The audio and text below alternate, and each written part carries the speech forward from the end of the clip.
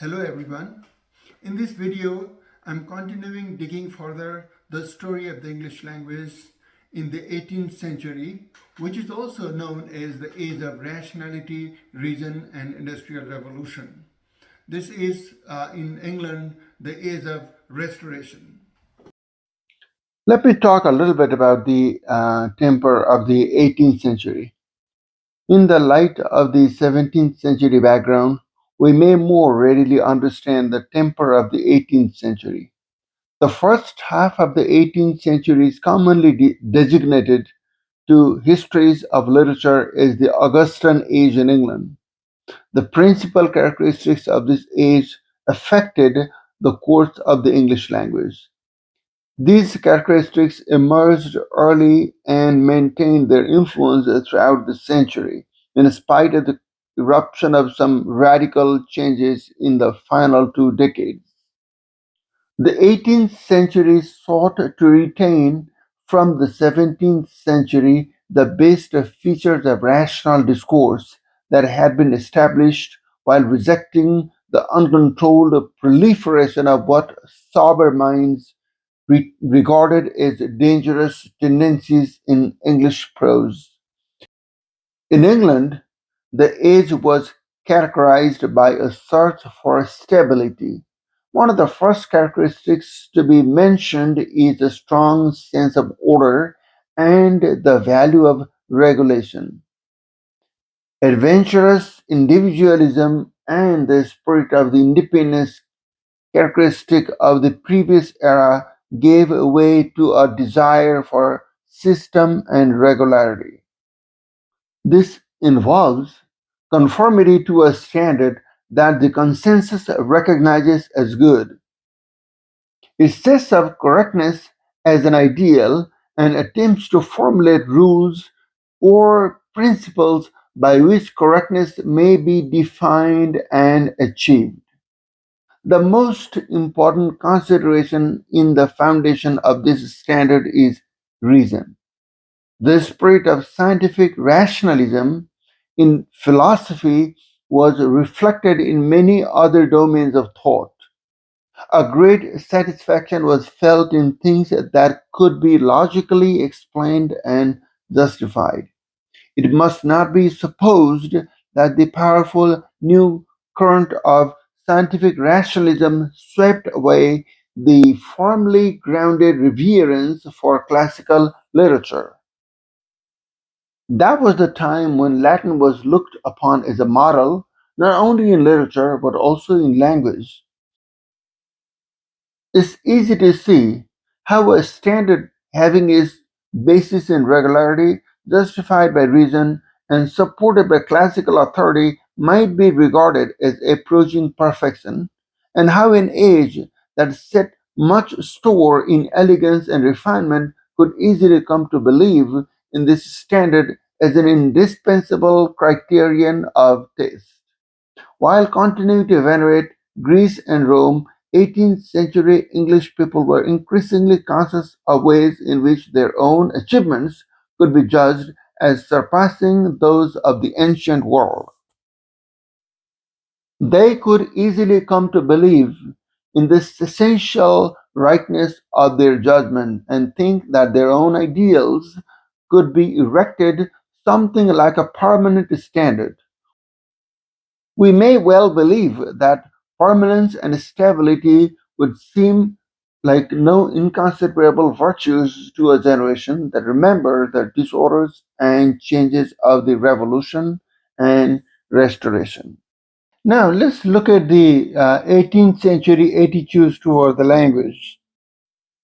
In the 18th century, efforts were made to standardize, refine, and fix the English language. In this period, discussion of the language takes a new turn. Prior to this, the issue was whether English was worthy of being used for writings in which Latin had long been traditional. There were debates about whether a large number of additions being made to the vocabulary were justified and whether a more adequate system of spelling could be introduced. Now, for the first time, attention was turned to the grammar, and it was discovered that English had no grammar.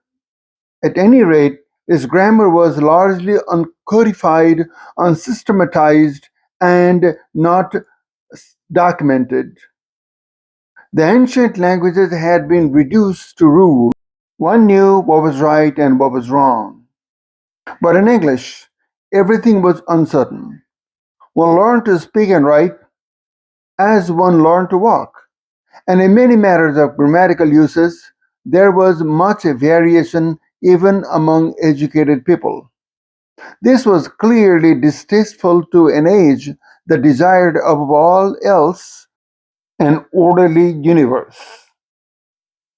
The spontaneous creativeness of Shakespeare, verbing it with the nouns and adjectives, so to speak, sublimely indifferent to rules, untroubled by any considerations in language save those springing from a sure instinct, had given place to hesitation and uncertainty, so that a man like Dryden confessed that at times he had to translate an idea into Latin in order to decide on the correct use to express it in English.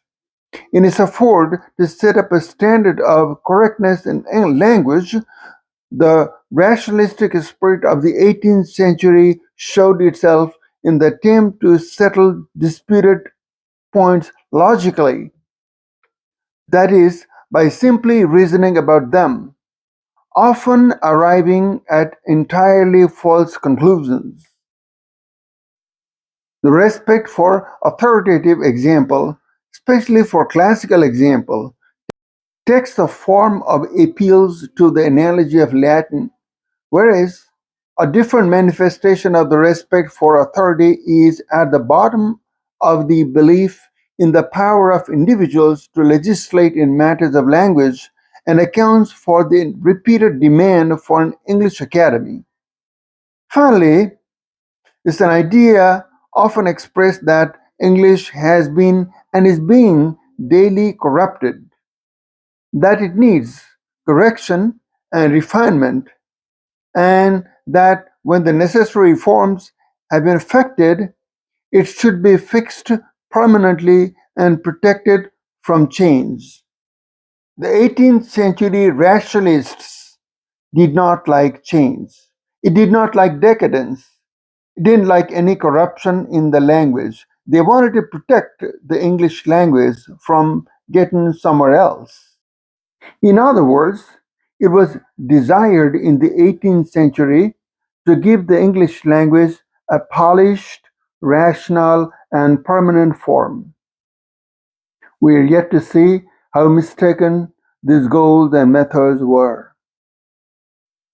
The 18th century attempts to codify the English language and to direct its course mainly in three ways: by reducing the language to rule and by setting up a standard of correct uses. Number two, by refining it, that is, by removing certain defects and introducing certain improvements in it. And number three, by fixing it permanently in the desired form. One of the chief defects of the English language that people became acutely conscious of in the latter part of the 17th century was the absence of a standard. The fact that the language had not been reduced to a rule so that one could express oneself at least with an assurance of doing so correctly. Dryden sums up this attitude in words. In his words, we have yet no prosodia, not so much as a tolerable dictionary or a grammar. So our language is in a manner barbarous. A barbarous language would not possess the character of an orderly and well regulated society. One must write it according to one's individual judgment and without the confidence that one might feel if there were rules on which to lean and a vocabulary sanctioned by some recognized authority. It was a conviction of long standing with them.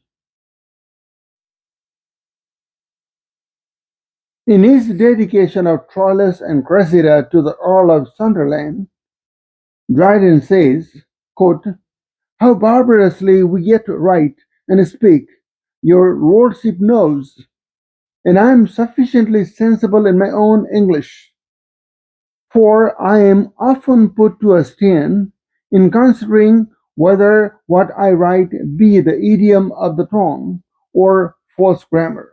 Unquote. Dryden adds, quote, "I am desirous, if it were possible, that we might all write with the same certainty of words and purity of phrase to which the Italians first arrived, and after them the French, at least that we might advance so far as our tongue is capable of such a standard." The ideal was expressed many ways in the earlier part of the 18th century, perhaps nowhere more accurately than in the words, quote, "We write by guess more than any stated rule, and form every man his diction, either according to his humour and caprice, or in pursuance of a blind and servile imitation." In the 18th century, the need for standardization and regulation was summed up in the word certainment.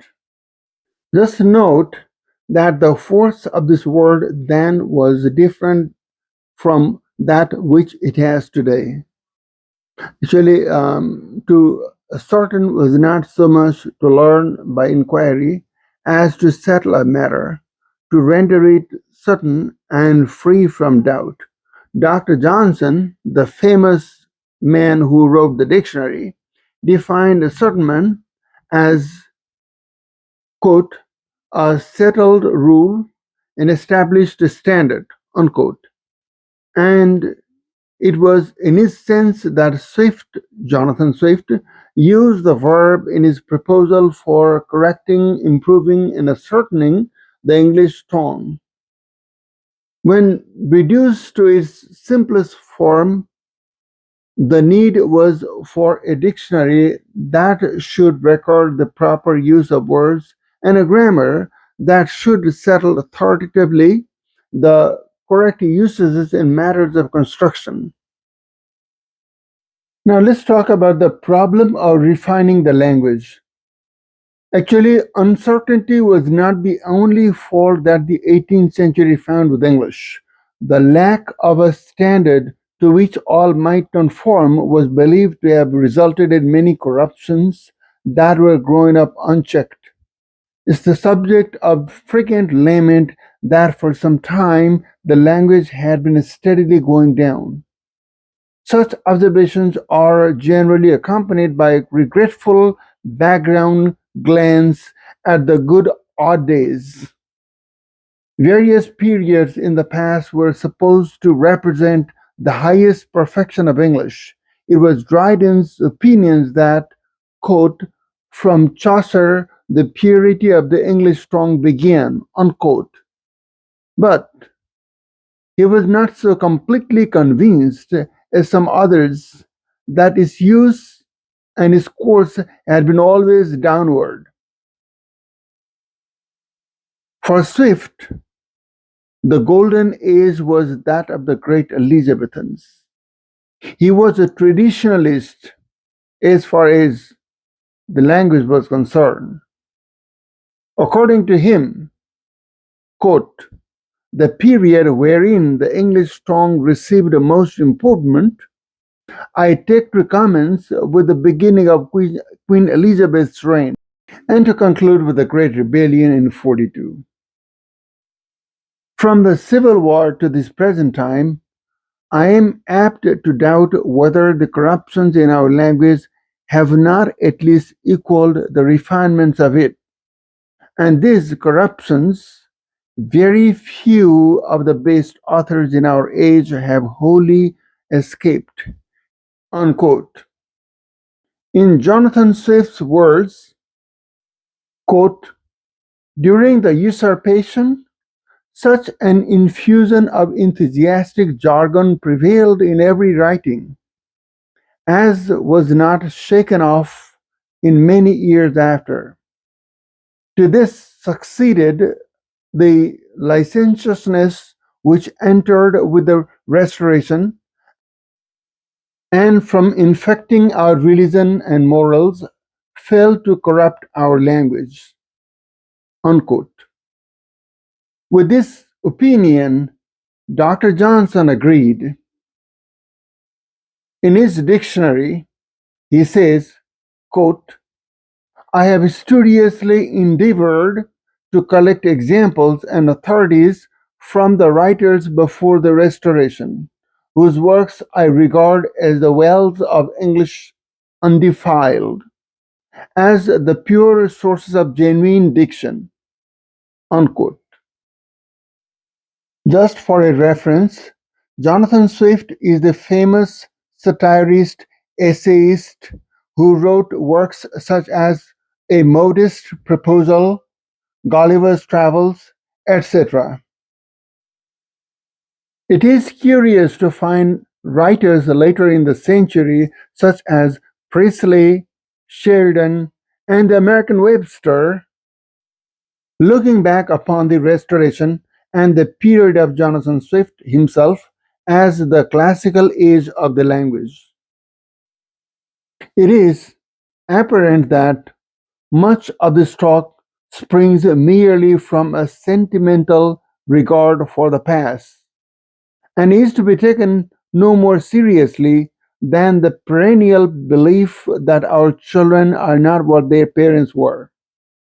Certainly, the corruptions that Jonathan Swift cites seem to us rather trivial, but the significance of such utterances lies in the fact that they reveal an attitude of mind and lead to many attempts in the course of the century to purify the language and rid of supposed imperfections.